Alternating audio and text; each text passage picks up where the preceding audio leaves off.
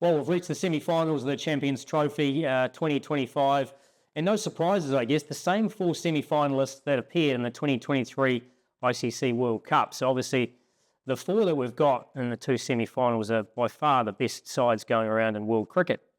We're going to talk about the first semi-final to start with, India against Australia. Two high-profile teams, two very successful teams on the world stage. Both at slightly different stages, with one a little bit depleted in terms of Australia, India flying high and got plenty of selection headaches in terms of who to leave out. Okay, semi-final one is played at the Dubai Stadium, of which India has got plenty of experience, having played all three matches there. They understand conditions well, and I think a good example of that is the ability to bring in Varun Chakravarti against New Zealand. Obviously a drier surface. They've played on other surfaces where they've gone with the three-seamers, with Hesson Rana in there as well. So they understand conditions well, and they have the squad to be able to adapt. The other part of Dubai Stadium is that India have won games both batting first and chasing, which heading into playoff matches is important. So you haven't just got one style of play, one way that you're comfortable in terms of setting and then defending. There also hasn't been the amount of dew at the Dubai Stadium that many would have suggested could have happened. So that evens the game up. So therefore, the best team should win. It should be really irrespective of conditions. If we just have a look at India, I'll look at my trusty whiteboard here. They've really only got one selection headache, which is a shape of the squad. So they either go with Hesson Rana or they go with the extra spinner. And I think Varun Chakravarti has done enough to secure that spot. But it very much depend on whether they turn up and it's a fresh wicket and they think they're going to get more bounce assistance for Hesson Rana, or they think they can roll out the same playbook that they did against New Zealand. I tend to think the latter suits them against Australia better, but conditions will dictate that. Very settled squad. You know, they've won their last 6 ODIs, very much on a roll at the moment.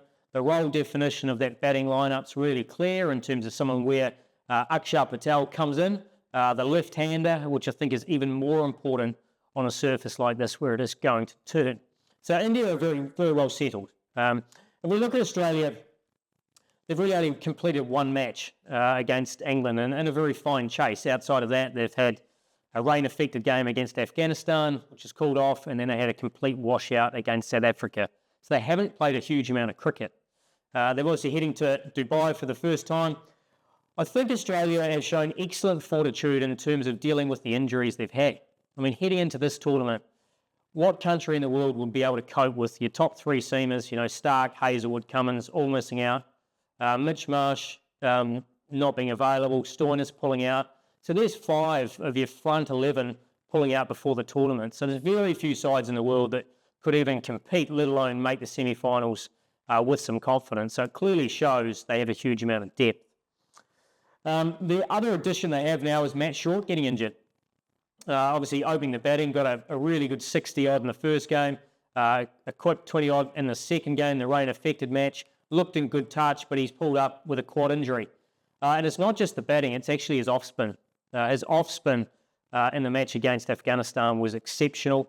And on a surface like this that we're expecting in Dubai, he would have been a handful. And he would have been a really good asset to complement the other spinners.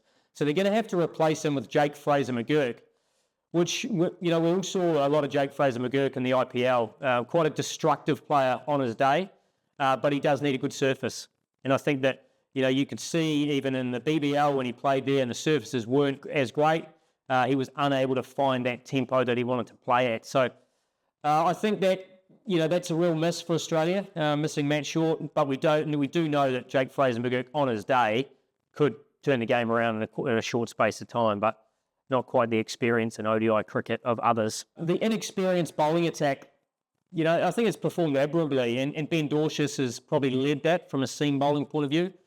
Nathan Ellis at the back end and in the middle of the innings is very good. Spencer Johnson is a sort of a lion with rocks or diamonds, really. He bowls some great deliveries, but he really struggles with that level of consistency that the other big three bring.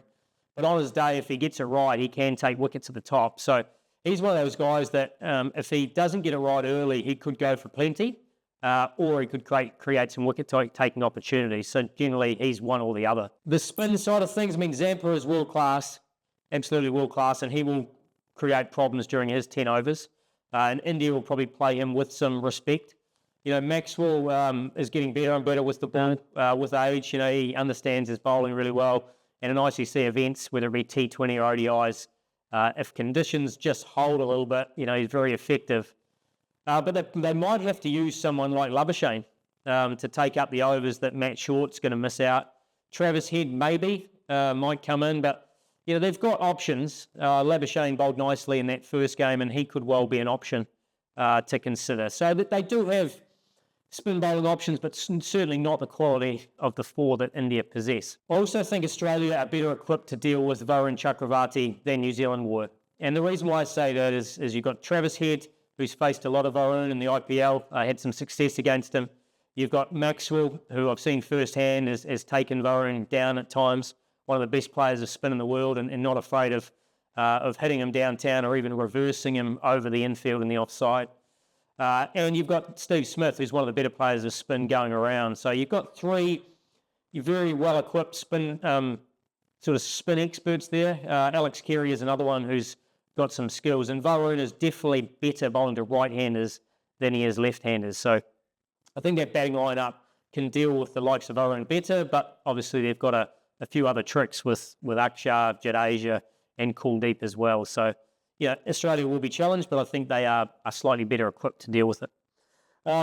Head's numbers against India are ridiculously good in all formats of the game. We know what happened at the one-day final in 2023 in Ahmedabad.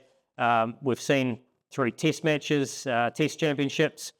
Travis Head likes the Indian bowling attack, and he's an absolute expert. His numbers are astronomical. So that is a massive wicket for India. They're going to have to work out how they do it.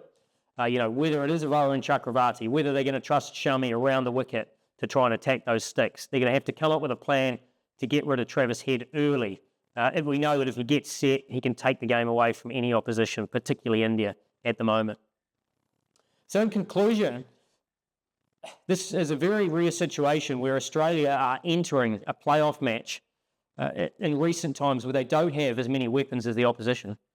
And therefore, India are very well equipped, well suited from a conditioning perspective, from a confidence perspective, and from a squad perspective to roll Australia over in the semi-final. And I would expect them to do so.